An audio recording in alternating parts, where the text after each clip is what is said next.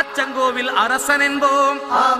ஆரியங்காவு ஐயன் என்போம், குலத்து புளை பாலன் என்போம், எரிமேலி ஸ்ரீதர்ம சாஸ்தாவென்போம், சொரிமுத்து ஐயனார் அப்பன் என்போம், ஜோதிச ரூபன் என்போம், மகர்ஷி மர்தன் என்போம், மணிகண்ட சுவாமி என்போம், சுகுண விலாசன் என்போம், சுந்தர ரூபன் என்போம், ஜாதி மத பேதமில்லா கடவுளாம், சத்திய வடிவான தெய்வமாம், ஆபத்தில் காப்பவனாம், அன்னதான பிரபுவாம், உலகத்தின் முப்பற்ற தெய்வமாம், சோதனைகள் செய்வானாம்